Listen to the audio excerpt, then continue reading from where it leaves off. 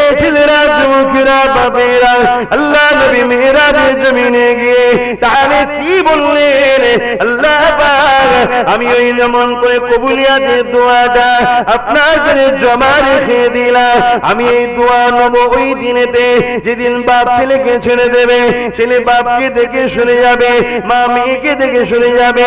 এই দুনিয়ায় একে অপরের কত মহব্বত, কেউ কাউকে চিনবে না, সবাই ভয়ে ভয়ে যে পালাবে, যে নেকি না চেয়ে বসে থাকে। এই কঠিন দিনেতে যেদিন মাথার কিনুগুলো গুলো গুলো নাক দিয়ে ঝরে ঝরে পড়বে, এই যুবকেরা এটা মনি সাহেবদের বানানো নয়, বাপের গল্প শোনাতে এসেনি। আমার মুস্তাফা জানে রহমত জানাচ্ছে, আমার আল্লাহর পাক কালামুল্লাহ শরীফ জানাচ্ছে, যে দিনেতে আদম নবীও বলবে নফসি নফসি, মুসা নবীও বলবে নফসি নফসি, ঈসা নবীও বলবে নফসি নফসি, সবাই বলবে নফসি নফসি নফসি নফসি নফসি। ওই দিনেতে শুধুমাত্র একজনের জবান দিয়ে বেরোতে লাগবে, ইয়া রাব্বি হাবলি ইয়া উম্মতি ইয়া উম্মতি। কে তিনি যাকে তুমি আমি ছেড়ে দিয়েছি, কে তিনি যাকে তুমি আমি ব্যবসা থেকে বার করে দিয়েছি, কে তিনি যাকে তুমি আমি সংসার জীবন থেকে সরিয়ে দিয়েছি, কে তিনি যাকে তুমি আমি আত্মীয়তা জীবন থেকে সরিয়ে দিয়েছি, কে তিনি তাকে তুমি আমি মা বাপের মহব্বতের জিন্দগি কেমন বাপ বেটার সম্পর্ক হবে, কেমন মা বেটার সম্পর্ক হবে, এই জিন্দগি থেকে সরিয়ে দিয়েছি। কে তিনি এই কঠিন দিনে তিনি আবার তোমার হবে, যাকে তুমি আমি দুনিয়া জমিনের রাজনীতির জীবন থেকে সরিয়ে দিয়েছি। মনে রেখে দিও, ময়দানে মাশরে কেউ আপন হবে না গো, ময়দানে মাশরে আপন হবে যিনি তোমাকে আমাকে আজ বাঁচাবার জন্য আল্লাহ দরবারে মদিনা জমিনে কাঁদেছে, তিনি আল্লাহ পাকের দোস্ত নবী মুহাম্মদ রাসূল।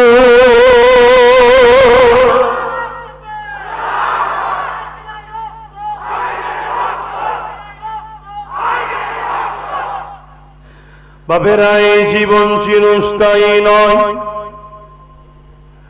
আজ আছে এই জীবন, কাল এই জীবন থাকবে না। এই জমিনের উপরে কত মানুষ এসেছে, কত মানুষ এই জমিন থেকে চলে গেছে।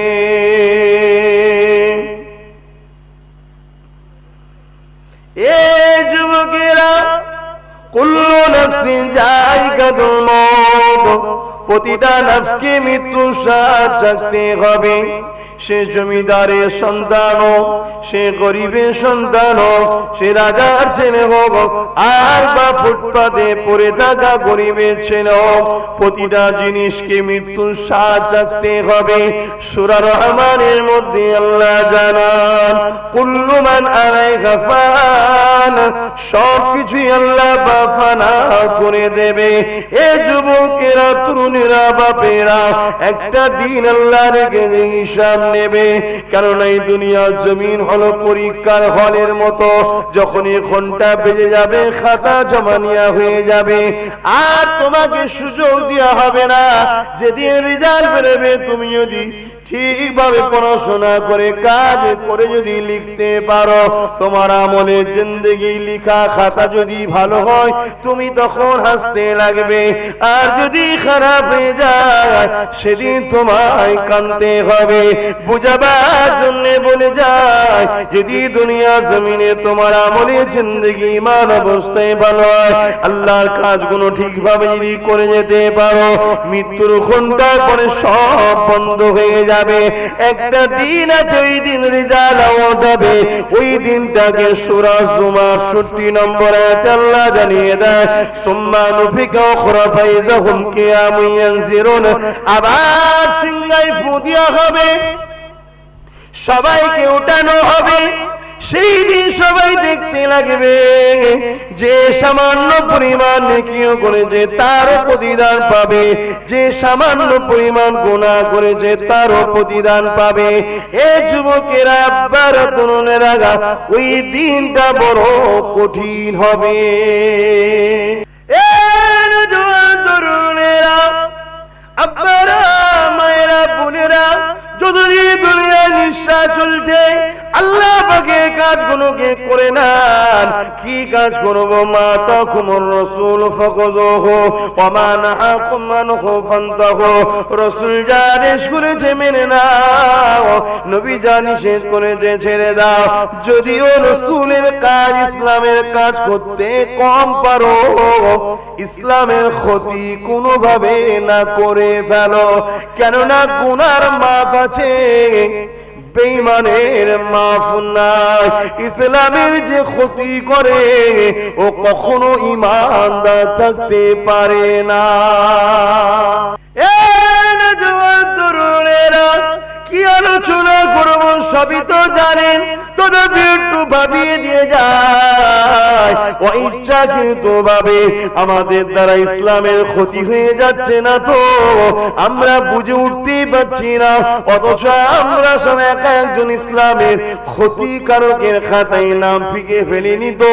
নিজের দিকে একটু তাকিয়ে দেখেন, কেননা এই জমিনের উপরে আমাদের কিছু কাজ আছে গো, ওই কাজ আল্লাহ দিয়েছে গো। নামাজ যেমন কাজ, ওই নামাজকে প্রতিষ্ঠিত রাখা তেমন কাজ। রোজা যেমন কাজ, ওই রোজাকে পরিচিত করে রাখা তেমন কাজ। হজ যেমন কাজ, ওই হজের প্রচার রাখাটা তেমন কাজ। দান খায়রাত করা যেমন কাজ, ওই দান খায়রাতের প্রচার রাখাটা তেমন কাজ।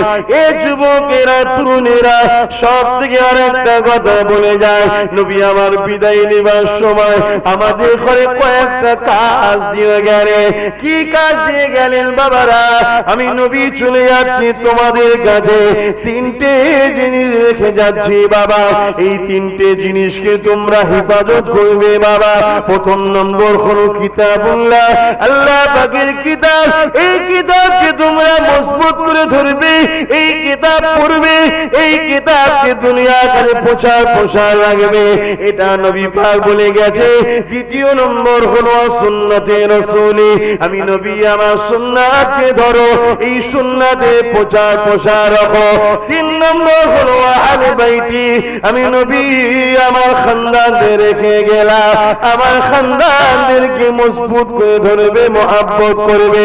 আর মিশকাত শরীফের হাদিস আব্দুল্লাহ ইবনে উমর থেকে আল্লাহ নবী জানিয়ে দিলেন, বিশ্বের মানুষরে কিয়ামত পর্যন্ত ইসলামের ঝান্ডাটা আমি নবী আমার খানদানের সন্তানের হাতে থাকবে।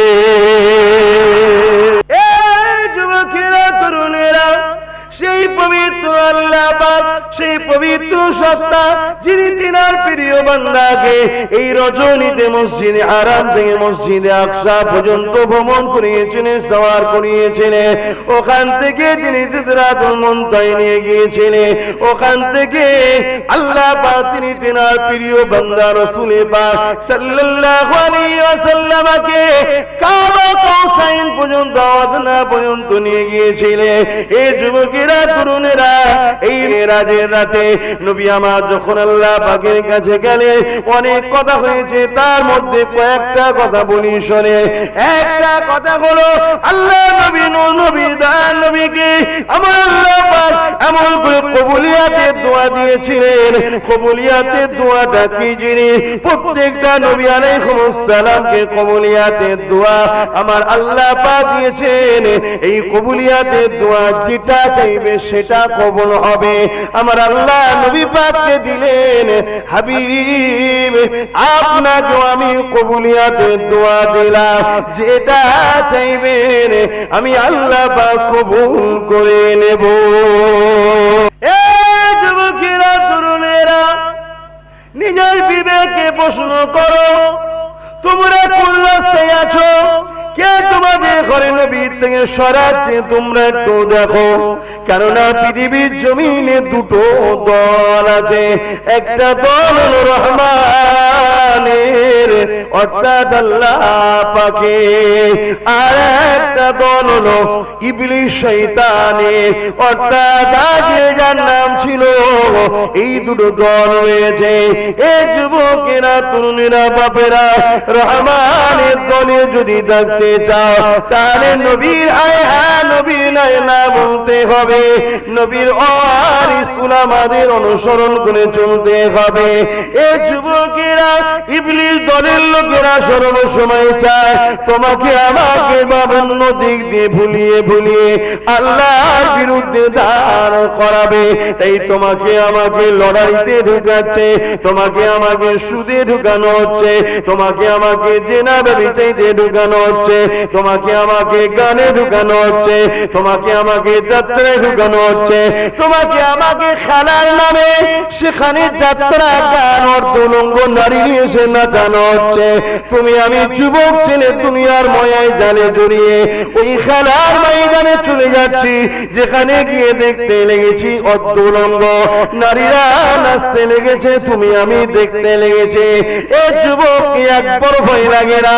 তোমার মৃত্যু তো তোমার যখন ঘটতে পারে, আমার আল্লাহ তোমাকে তার থেকে আস্তে আস্তে সরিয়ে দিচ্ছে, আর ইবলিস তোমাকে আস্তে আস্তে আল্লাহ থেকে সরিয়ে তার দিকে নিয়ে যাচ্ছে। এই জমিনে তোমার এই গ্রামেতে অনেক যুবক ছিলেন জানাজা হয়েছে, তুমি কি জানো কবরের জমিনে কি হয়? কবরের জমিনে 99টা করে সাপ দেওয়া হয় এবং কবরের জমিনে জাহান্নামের একটা গর্ত বানিয়ে দেওয়া হয়।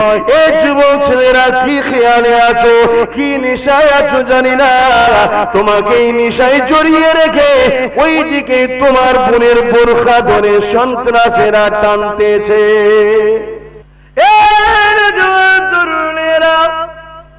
আল্লাহ বলতো সবই জানেন, কথাবার্তা যদি না হয় তুমি আমি জানবো কি করে?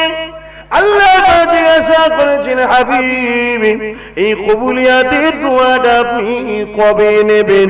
নবী আমার জানিয়েছেন আল্লাহ পাক যেদিন ময়দানে মাশর হবে, মাথার এক ব্যক্তি হাত উপরে আপনি সূর্যকে নামিয়ে দেবে, যেদিন মাথার খেনুগুলো না দিয়ে ঝরে ঝরে পড়তে লাগবে, যেদিন মানুষ ওই জমিনে দাঁড়াতে পারবে না, এত গরম হয়ে যাবে জমিনে, ওই জমিনে বাপ ছেলেকে শুইয়ে দিয়ে ছেলের বুকের উপরে পা দিয়ে দাঁড়িয়ে যাবে, ওই জমিনে ছেলে বাপকে শুইয়ে দিয়ে বাপের বুকের উপরে দাঁড়িয়ে যাবে, ওই জমিনে মা মেয়েকে শুইয়ে দেবে, মেয়ে মাকে শুইয়ে দেবে, বুকের উপরে পা দিয়ে দাঁড়িয়ে যাবে। এক কথাতে যার উপরে যার জোর চলবে, জমিনে শুইয়ে দিয়ে তার বুকের উপরে পা দিয়ে দাঁড়িয়ে যাবে। সাহাবা হুজুররা বলেছিলেন, ইয়া রাসূলুল্লাহ হাবিবাল্লাহ এরকমটা কেন হবে? আল্লাহ নবী বলেছেন, বাবা সাহাবারা এই সূর্যে তাপে দে যেমন আগুনে দিলে গলে গলে লাল হয়ে যায়, ওই জমিনটা লাল হয়ে যাবে। এ আমার যুবক ভাইরা, কি নেশায় তুমি রয়েছ? টিভি দেখা তোমার কাজ নয়, এমন করে গান শোনা তোমার কাজ নয়, সিনেমা যাত্রায় যে আড্ডা দেওয়া তোমার কাজ নয়, কেননা তোমার নবী মদিনায় আজও কাঁদে তোমার জন্যে। সেই নবীর দিনকে জালিমরা মিটাতে লেগেছে। তোমার আমার কাজ হলো সর্বপ্রথম নবীর সুন্নাতে জীবন গড়া, এই আদর্শকে পৃথিবীতে ছড়িয়ে দেওয়া।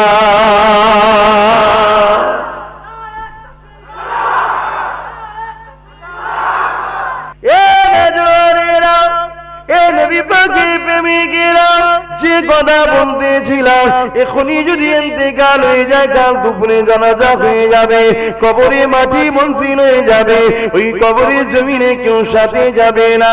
আব্বা গো একদিন চলো না গো, আব্বা যে ছেলেকে বলে, বাবারে তোর জন্য সবকিছু করলো, একদিন চল না রে বাবা। স্বামী যদি স্ত্রীকে বলে, স্ত্রী স্বামীকে বলে, কেউ কারোর সঙ্গে এক রাত যাবে না, একদিনের জন্য কবরের জমিনে কেউ যাবে না।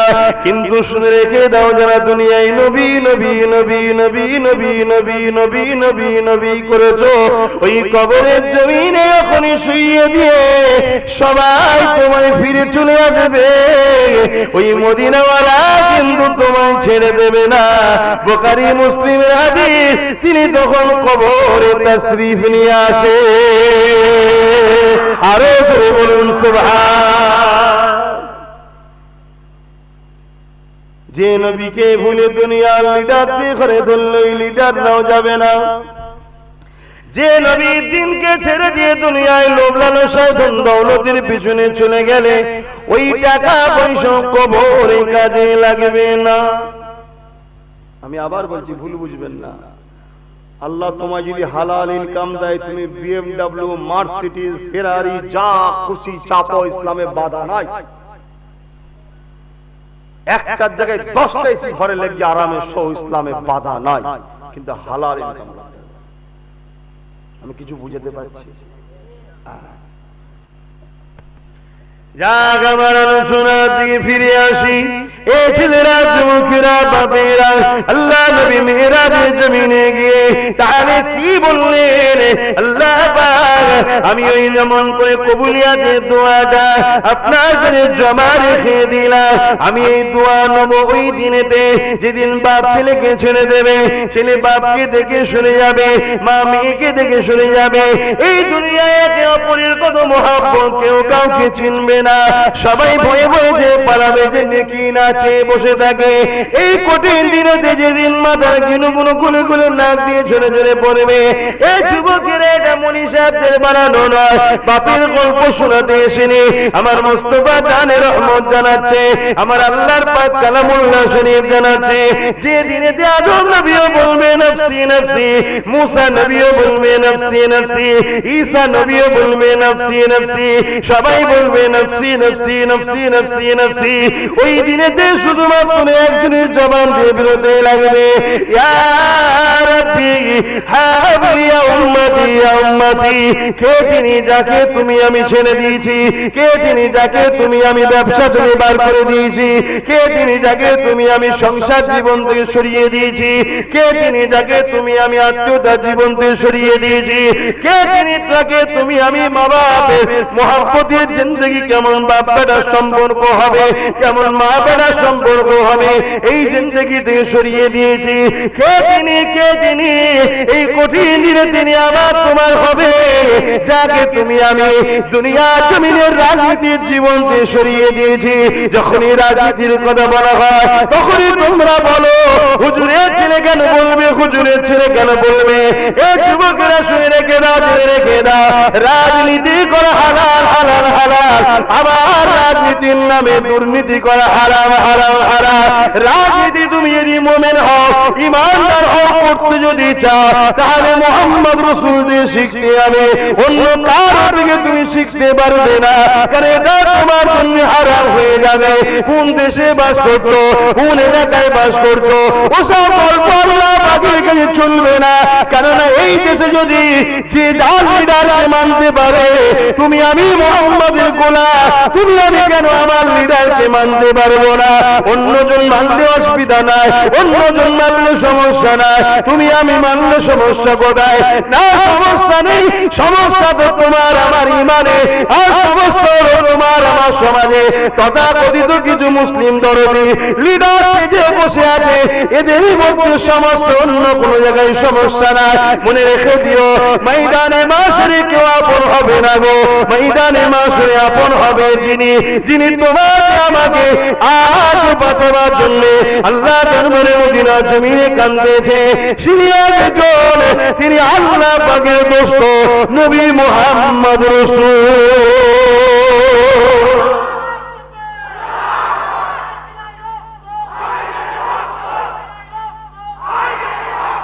আবেরা নওজওয়ানেরা আসুন, ফিরে আসুন, মুক্তি যদি পেতে চান সেই নবী পাককে ধরুন না, আগামী দিন আরো বিপদ আসছে, চোখ দিয়ে এখনো তো পানি বেরোয়, কাল পানি বেরোবে না।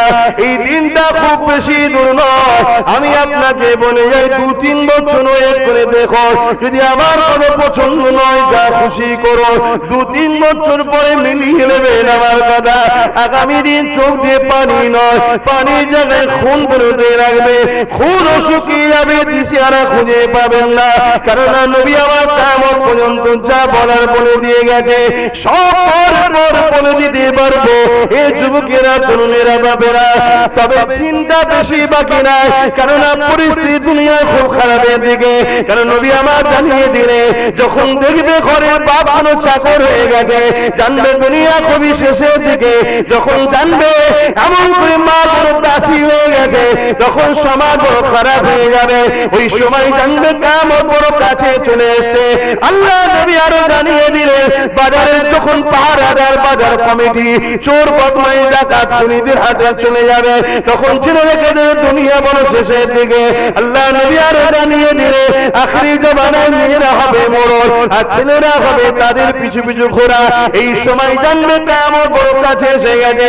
আল্লাহ নবী আরো জানিয়ে দিলেন, সমাজে আখেরি জমানায় নেতৃত্ব দেবে কারা? সমাজে যারা চরিত্রহীন তারা, সমাজে যারা মূর্খ তারা, সমাজে যারা বদমাইশ তারা, পিছনে তাদেরকে হাজারো গাল দেবে, কিন্তু সামনে গেলে সাহেব সাহেব করে ভয়ের জন্য বলবে।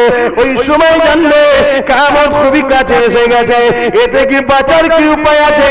আল্লাহ নবী জানিয়ে দিলেন, রুকু সিজদার মধ্যে জীবন কাটাও আর লোকালয় ছেড়ে দাও, তবে তুমি বাঁচতে পারবে।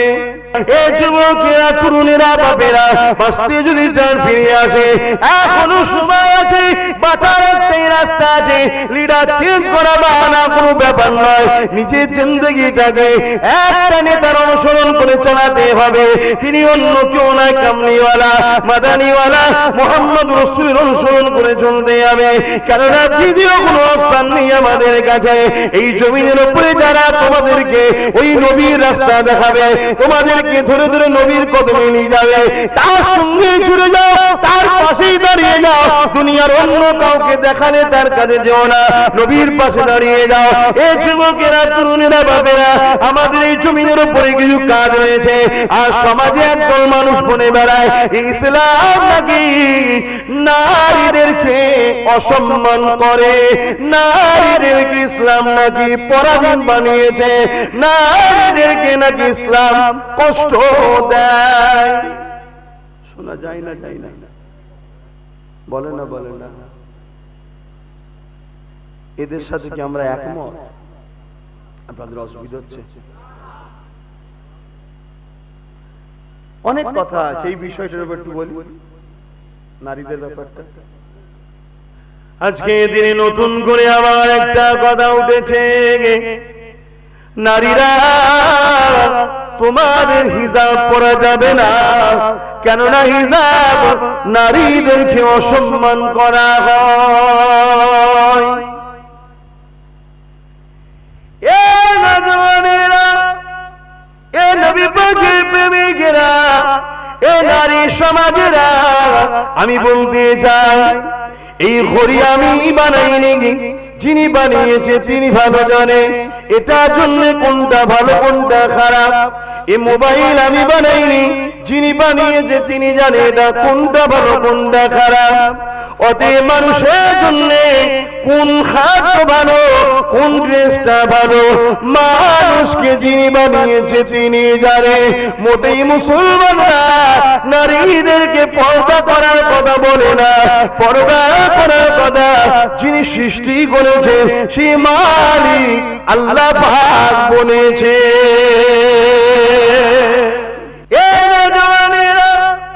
আল্লাহ নবীর উপরে আয়াত নাযিল হয়েছে, হাবিব জানিয়ে দিয়ে দুনিয়ার মুমিন মুমিনাদের জন্য, যখন মুমিনারা বাইরে বেরোবে তারা যেন নিজেদের উপরে চাদর চাপিয়ে নেয়, কারণ আমি আল্লাহ তাদেরকে কিছু এমন নিয়ামত বানিয়েছি।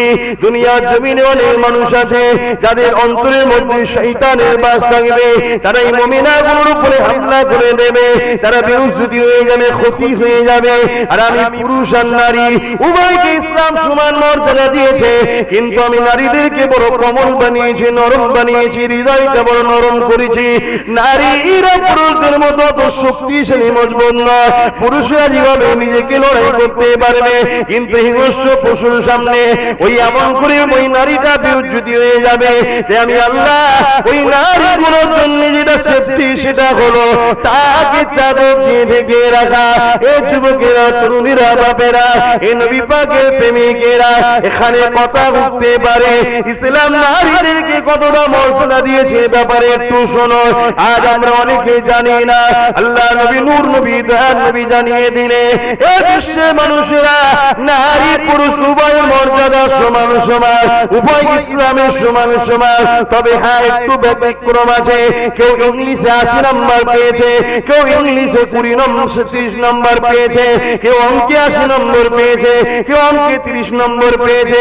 বুঝাবার জন্য বলি, ধরুন নারী ইংলিশে 80 নম্বর পেয়েছে আর পুরুষটা ইংলিশে অঙ্কে 80 নম্বর পেয়েছে। নারীটা অঙ্কে 30 নম্বর পেয়েছে, পুরুষটা ইংলিশে 30 নম্বর পেয়েছে। যোগ করলে দেখা যাবে উভয় 110 হয়ে গেছে। এই জায়গায় ইসলাম আর নারী উভয় সমান সমান। তবে কিছু কিছু ক্ষেত্রে আমরা ঘোষণা করে দেখেছি, পড়াশোনা করে দেখেছি, আল্লাহর জমিনে নারীদের মর্যাদা অনেক বেশি। কারণ আইয়ামে জাহেলিয়াতের যুগেতে যারা আল্লাহকে মানত না, তারা এমন করে নারীগুলোকে জেন্ত জেন্ত পুঁতে দিত। আল্লাহ নবী বলেছিল, কেন পুঁতে দাও? এই সময় তারা বলেছিল নারী অশুভ।